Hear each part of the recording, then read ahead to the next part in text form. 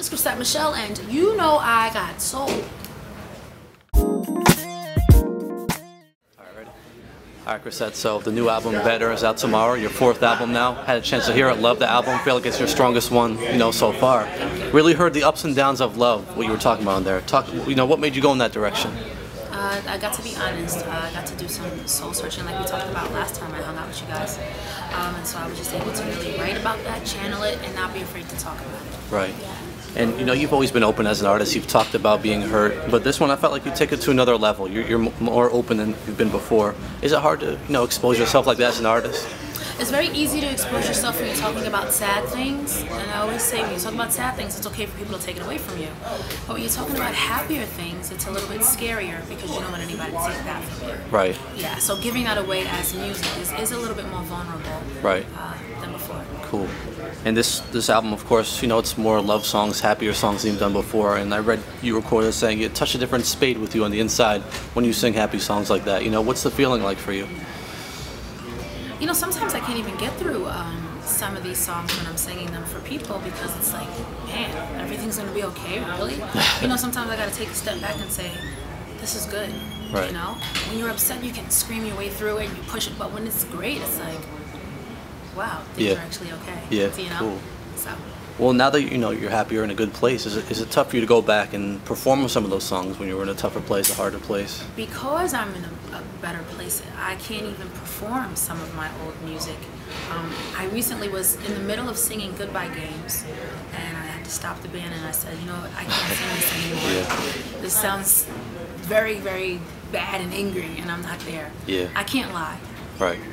And something you mentioned here today is, ever since you signed with Universal, it's been a 7-year journey of kind of finding yourself as a person and an artist. Talk about that journey a little bit.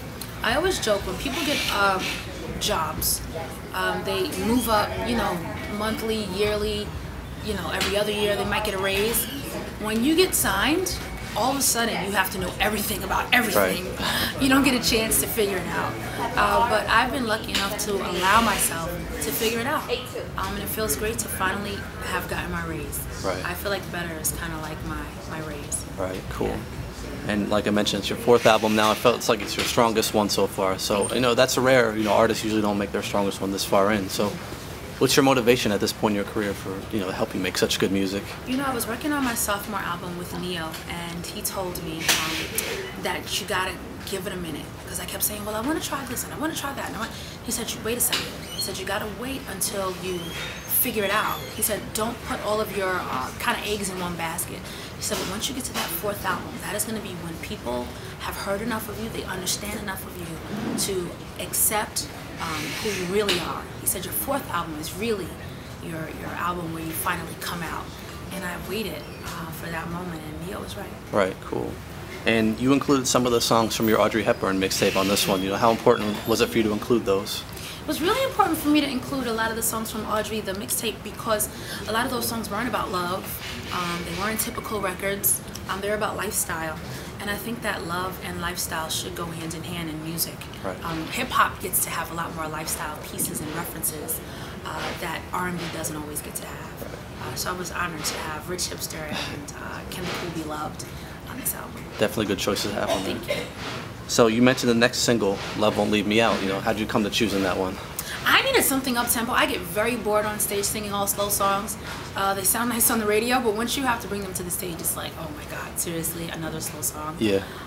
So I thought it was important to put something out faster, about getting through this whole love journey, that I would have fun playing on stage. Yeah, cool. And then just finally, you seem as an artist to be so in touch with your fans. Do you feel like this happier side is something they've been wanting to hear from you? Yeah, I am so surprised with my fans. I was like, why didn't you tell me earlier that I should be happy? You waited until I told you I was happy to say we like to happy you. I was like, really? So I think that fans are a lot more intuitive than we give them credit for. They understand a lot more about you than you actually know. And it's really an honor to have such beautiful people supporting my music. Cool. Anything you want to add? I'm really, really grateful for this moment. I want to thank everybody for holding out for the last 2.5 years. And I cannot wait for you to hear it better and see me in the Rat Pack W13 on the road performing the songs from this new album. Cool. Do you mind doing